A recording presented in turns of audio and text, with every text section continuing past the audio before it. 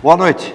Com transmissão ao vivo pela internet, começa agora o 16º encontro promovido pela Fundação Espaço Democrático, que é a Fundação para a Formação Política e Estudos do Partido Social Democrático, sempre com a participação de internautas de todo o país.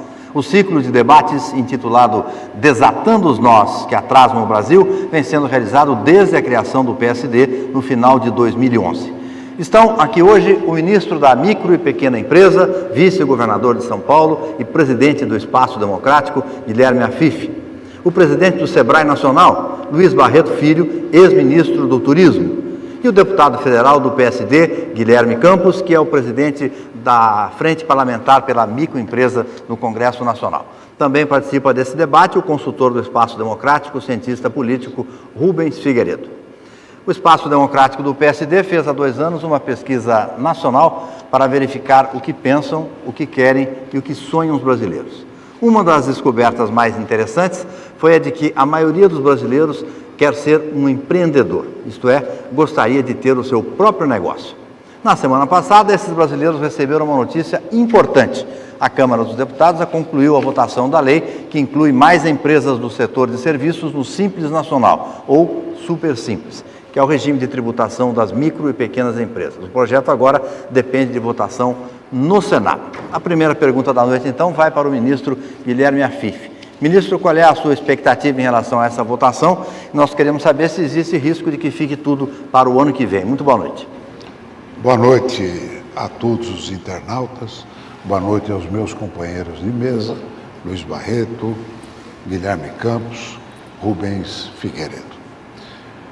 Nós temos aí um grande desafio e esta votação na Câmara foi fruto de um processo de engenharia política, pois, na verdade, quem comandou esse processo foi a Frente Parlamentar da Micro e da Pequena Empresa, que coordenou, juntamente com os autores e relatores, a construção de um projeto e foi assistido pelo Sebrae e assistido pelo Ministério da Micro e Pequena Empresa. Nós assistimos à ação parlamentar. Por isso aconteceu uma votação inédita, porque é uma votação por unanimidade. Portanto, foi algo a ser realmente registrado. Ela foi agora para o Senado. Nós estamos aguardando uma data de votação no Senado, que deve ser para o mês de julho, mas eu acredito piamente que teremos ainda este ano a sanção presidencial desta lei. Essa lei seria para o nosso microempreendedor festejar?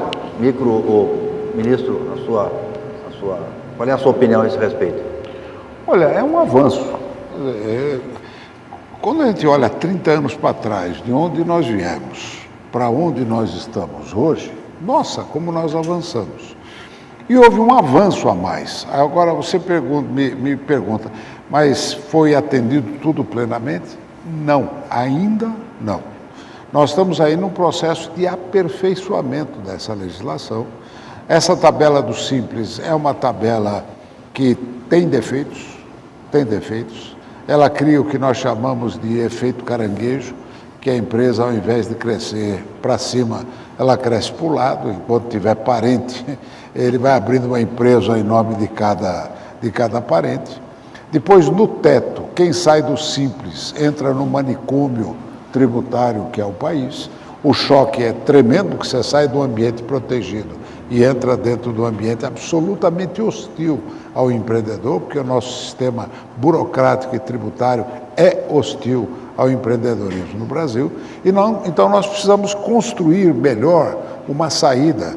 Isso estamos fazendo a 4 mãos aqui com o Sebrae, procurando instituições como a FIP, como a Fundação Getúlio Vargas do Rio de Janeiro, a Fundação Dom Cabral, o INSPER, já em processo de conversações, eu pessoalmente junto com o Dr. Barreto, para apresentarmos num prazo de 90 dias à Frente Parlamentar da Micro e Pequena Empresa uma visão nova da construção dessas tabelas e dos limites para que a empresa possa sair mais suavemente. Talvez esse seja o ponto central da nossa discussão, o aperfeiçoamento da tributação do sistema simples. Um dos problemas mais graves, né, para o brasileiro em geral, para os microempresários também, é a questão da burocracia. O Brasil tem, exige um documento que é o atestado de óbito atualizado. O Brasil exige o título de eleitor, mas o eleitor pode votar sem o título de eleitor. O Brasil não deixa o sujeito virar microempresário, coloca várias dificuldades, 105 dias para abrir uma empresa, mas também quando entra e quer sair, é muito difícil sair. Nessa proposta tem a criação do Cadastro Nacional Único. Isso pode e vai facilitar a vida do empreendedor brasileiro, doutor Barreto? Com certeza. Eu acho que a gente, como disse o ministro Afife, primeiro, boa noite a todos, é um prazer estar aqui com vocês. Mas como disse o ministro Afife, é fundamental que a gente tenha um processo evolutivo. Ele citou 30 anos atrás para as evoluções, mas a gente quer mais. Hoje a gente tem uma solenidade importante no Palácio dos Bandeirantes, que é a integração do município de São Paulo com a junta comercial, com o Estado, que vai significar diminuir muito o tempo de abertura e fechamento de empresa, licenciamento. E na lei federal nós temos um capítulo especial sobre isso, que diz que o único documento para identificar uma empresa é o CNPJ. Não precisa ter da Prefeitura, do Estado, da Vigilância Sanitária, do Corpo de Bombeiros, o alvará da Prefeitura, enfim. Nós vamos trabalhar a ideia de que um único registro é importante e suficiente. Quer dizer, não tem necessidade de cada órgão público ter o seu cadastro.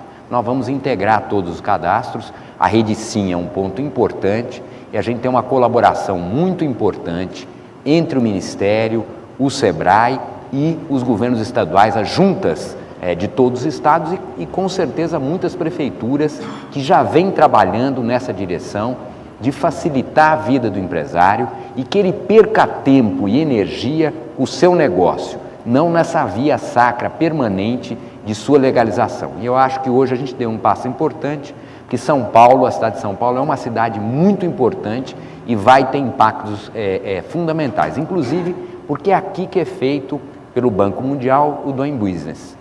Então eu acho que a gente vai ter aí uma subida no ranking brasileiro no sentido de diminuir a simplificação, aumentar a simplificação e diminuir a burocracia. Nós temos uma pergunta que vem de um microempresário aqui da cidade de São Paulo. Vamos ver. Eu queria fazer uma pergunta para o presidente do SEBRAE e para o ministro. Eu passei a ser simples, a burocracia agora está menor, só que ainda eu pago a mesma quantidade de imposto. Eu queria saber quando a microempresa vai pagar menos imposto. Em Campos? Eu fiz a pergunta para o ministro. É verdade. Você que decide, você é parlamentar. Tem que respeitar a pergunta do contribuinte, aquele que paga imposto. Então, por favor, ministro, por favor, doutor Barreto. Boa. Está pulando fora. Não, mas não tem não. problema. O debate é muito tranquilo e gostoso de ser feito. Há um anseio de todos pagarem menos imposto. E esse é o anseio de todos nós. Né? Até porque nós temos um princípio. Quando todos pagam menos, os governos arrecadam mais. Agora, você não explica isso para a Receita Federal. Não, as receitas federal, estadual e municipal. Né? Porque os orçamentos estão sempre no limite e, especialmente agora, nós estamos vivendo uma época de fortíssima pressão orçamentária. E todas as propostas que a gente busca fazer, projetando uma arrecadação maior, com a diminuição de carga tributária, a resposta é a seguinte: nós não podemos pagar para ver. Eu não posso esperar que isso aconteça, né? Nós temos que olhar estaticamente agora. Se eu desonerar, vai ter impacto na minha arrecadação. Nós estamos lutando contra isso. Por isso, esse estudo que eu falei um pouco antes, que estamos fazendo juntamente, é para dar uma base acadêmica, para mostrar que a formalização acaba compensando a desoneração. Então, você que é microempresário, que fez essa pergunta para nós, eu tenho certeza que você é daqueles que, quando chega no fim do mês, fica ligando para o contador para regular a emissão da nota. para não passar do limite, porque se passar do limite muda de faixa. Então você fatura até um determinado ponto, depois para de emitir nota, exatamente porque a empresa possa ficar enquadrada no Simples. Isso é muito ruim, até por sua organização, a sua vulnerabilidade. É isso que nós queremos fazer. Queremos fazer algo com tal simplicidade, desonerando, que todo mundo fature tudo, sem medo de perder a condição de estar no Simples, até, logicamente, um determinado limite. Portanto, estamos nessa luta. Vamos tentar convencer os órgãos de receita de que essas mudanças são importantes.